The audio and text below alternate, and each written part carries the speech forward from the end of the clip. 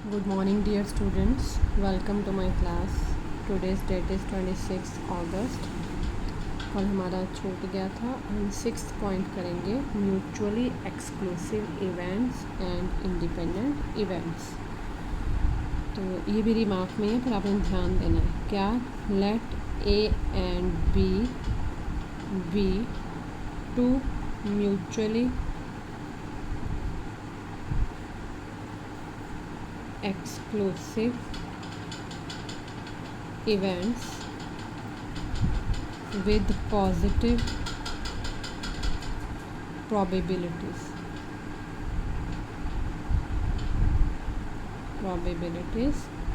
मतलब that is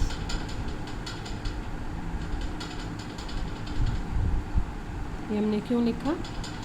हमारा heading है mutually exclusive events and independent. इकट्ठा है ना. तो म्यूचुअली एक्सक्लूसिव में क्या होता है? इंटरसेक्शन 5 होता है. लेकिन हमें यहाँ प्रॉबिलिटी पॉजिटिव क्यों लेनी पड़ी? क्योंकि साथ में इंडिपेंडेंट इवेंट्स भी है. That is A intersection B क्या होता है? म्यूचुअली एक्सक्लूसिव में क्या होता है? 5 होता है. इम्प्लाइज इनकी प्रोबेबिलिटी लो. Probability of 5 which is equals to 0. Also by multiplication theorem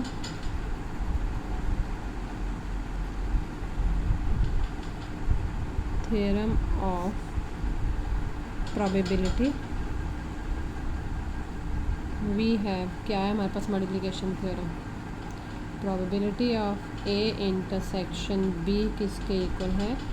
probability of A into, ध्यान देना, probability of B given A. इसको ऐसे ही याद रखते हैं. कैसे? Probability of B given A is probability of A intersection B over probability of A. लिखने का ही ढंग बताना. और ऐसे ही किसके equal? Probability of B into probability of A. ये अब आपने माइंड में रखना. A given B. ये साथ में इंडिपेंडेंट की डेफिनेशन भी होगी with multiplication theorem.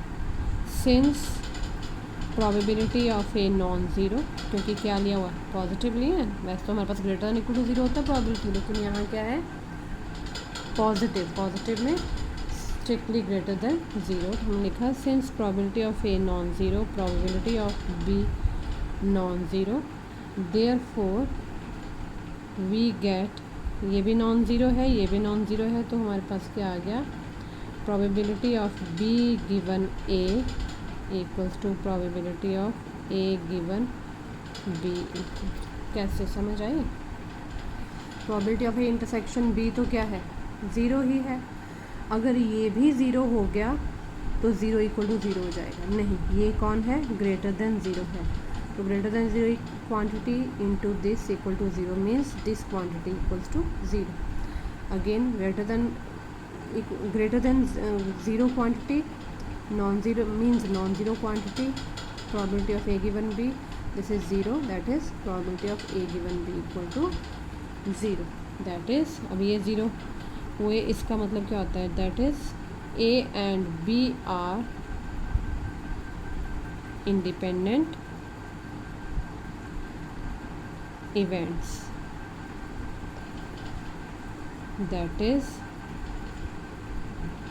two mutually disjoint किसको लिखा? एक्सक्लूसिव को. डिसजॉइंट इवेंट्स आपको याद होगा, सेकेंड ईयर में मैंने अलजेब्रा में बहुत करवाया हुआ है. Disjoint sets means their intersection is 5 empty.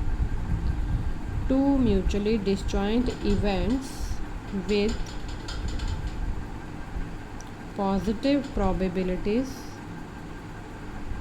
are always dependent. Sorry, मैंने यहाँ ना गलत लिख दिया. ये इक्वल टू 0 आया तो ये डिपेंडेंट बनते हैं. इंडिपेंडेंट, सॉरी इंडिपेंडेंट कब होते हैं? जब equal to P A P B होते हैं.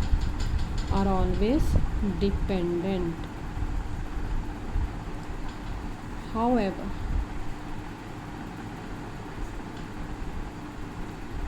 If A and B are independent events,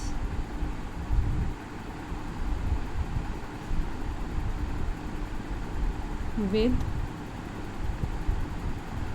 probability of A greater than 0, probability of B greater than 0, then probability of A intersection B क्या हो जाएगा, probability of A into probability of B which is not equal to 0।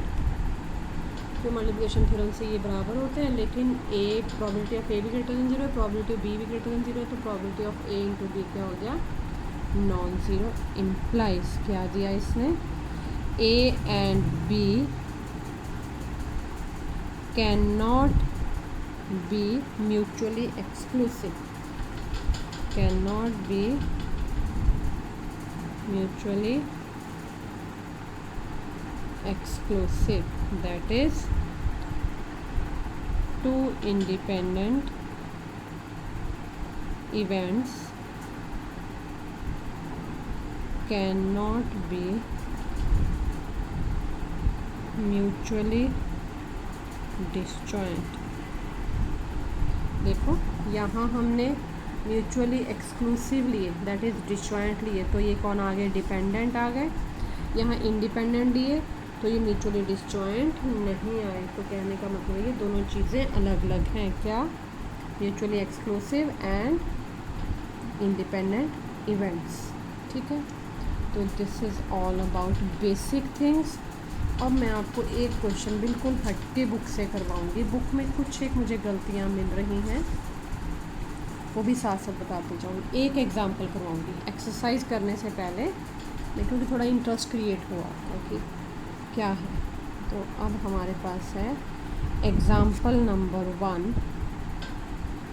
On page, आपकी book का page है ये 22। अब आप बोलेंगे एग्ज़ाम्पल क्यों करवा रहे हैं, क्योंकि मैंने अलग तरीके से करवाया। अज्यूमिंग द प्रोबेबिलिटी, बेटे बुक ले लो जिन्होंने नहीं लिया, ताकि मैं आपको क्वेश्चंस भी करने को दूँ। Assuming the probability of a male birth is 1/2, is as 1/2, find the chances that a family of 3 children will have number 1 at least 1 girl, number 2 boys 1 girl, number 3 at most 2 girls, at most 2, at most का मतलब होता है ज़्यादा से ज़्यादा 2 लड़कियाँ, 2 से ज़्यादा नहीं। अब कैसे करना है क्वेश्चन, बिल्कुल बुक से हट के करेंगे हम। मैं आपको यहाँ सोल्यूशन बताती हूँ। देखो एक फैमिली में 3 बच्चे हैं, 3 बच्चे, ऑप्शंस 2 ही हैं, या लड़का या लड़की। बाकी प्रोबेबिलिटी वगैरह हम बाद में देखेंगे। तो हम क्या लिखेंगे, हियर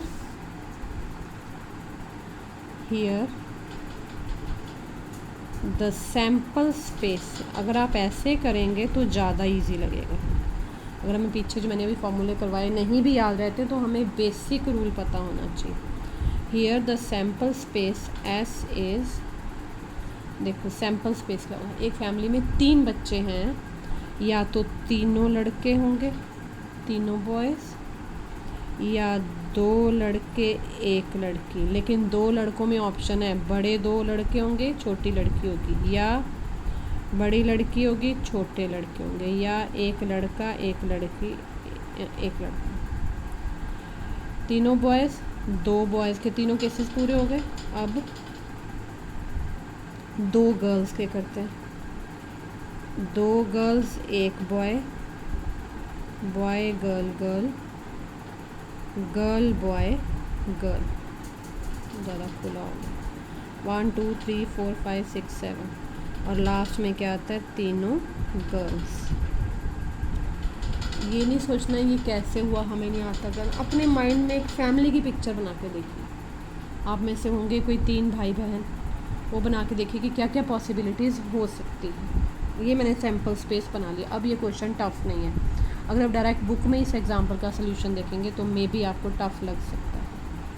तो हम क्या लिखेंगे, हियर जो गिवन है प्रोबेबिलिटी ऑफ मेल बर्थ जो दे रखा वो लिख रहे हैं, equals to 1/2. Therefore probability of female birth, देखिए लड़का होने का चांस की प्रोबेबिलिटी क्या है, 1/2 है। और हमें मालूम है प्रोबेबिलिटी मैक्सिमम कितनी होती है, 1 होती है। तो फीमेल बर्थ की प्रोबेबिलिटी क्या हुई, टोटल प्रोबेबिलिटी में से मेल बर्थ की माइनस कर दी, यही होता है। बॉयज़ का बर्थ माइनस कर दिया तो ये भी कितनी आ गई, 1/2। अब हम करते हैं फर्स्ट पार्ट, प्रोबेबिलिटी किसकी, एटलीस्ट 1 गर्ल, यही है ना, एटलीस्ट 1 गर्ल, एक लड़की होनी चाहिए, एटलीस्ट कम से कम एक लड़की होनी चाहिए, एक से ज़्यादा हो सकती है। हम अपना सैम्पल स्पेस देखेंगे। बुक को फॉलो करना होगा, बुक को फॉलो करना, मैं बुक से अलग करवा रही हूँ इसलिए आप यहाँ सामने देखो। एटलीस्ट 1 गर्ल, कम से कम एक लड़की होनी चाहिए, तो एक यहाँ भी है, 1 2 3, एक से ज़्यादा भी हो गए, 4 5 6 7, सिर्फ एक ही पॉसिबिलिटी बची, बॉय बॉय बॉय, वो हम माइनस कर देंगे। तो क्या हुई, कितनी प्रोबेबिलिटी हुई एटलीस्ट 1 गर्ल की, 7/8। क्या होता है यहाँ पे, क्या होता है, event over sample space, total number of elements in sample space, इतनी प्रोबेबिलिटी तो की हुई है, तो ये आ गया सीधा 7/8। दूसरा, अगर आप बुक को देखेंगे तो बुक में क्या दिया हुआ है, बुक ने इसको ए माना, तो probability of at least 1 girl A equals to, वो क्या आ जाएगा, ए क्या होता है, 1 minus probability of A bar, वहाँ से भी आ जाएगा। लेकिन मुझे ये इजी लगा, बुक वाला आपको इजी लगा तो आप वहाँ से कर लेना। Probability of 2 boys and 1 girl, 2 boys and 1 girl, 2 लड़के 1 लड़की, 2 लड़के, 2 बॉयज़ एंड 1 गर्ल, कितना आएगा ये, 1 2 2 बॉयज़ 1 गर्ल, ये 3 ही है, तो ये आ गया 3/8। Number 3, probability at most 2 girls, ठीक है, 2 लड़कियाँ, एट मोस्ट 2 गर्ल्स, तो ये कितने हुए, 2 लड़कियाँ तो होनी ही चाहिए, एटमोस्ट मैक्सिमम 2 लड़कियाँ होनी चाहिए, 2 से कम भी हो सकती हैं, 2, तो इसको गर्ल्स वाले को छोड़ देते हैं। इसमें 3 लड़कियाँ, 2 लड़कियाँ, 2 लड़कियाँ, 2 लड़कियाँ, 1 लड़की, 1 लड़की, 1 लड़की, कोई भी लड़की, ऐसा नहीं बोला कोई भी नहीं हो सकती, कुछ भी हो सकता है, लेकिन एटमोस्ट 2 गर्ल्स, ज़्यादा से ज़्यादा कितनी होंगी लड़कियाँ, 2। तो ऑप्शन कितनी बची हमारे पास, 1 2 3 4 5 6 7, ये आ गया 7/6। तो आप लोगों को जिसको ये मेथड ठीक लगे वो ये अडॉप्ट करें, इसको बुक वाला अच्छा लगे बुक वाला, यही मैंने एक एग्जांपल करवानी थी, बाकी एग्जांपल्स आप बुक में से खुद करेंगे। अब मैं कर लूँगी आपकी एक्सरसाइज, ठीक है। Thank you very much, have a nice day.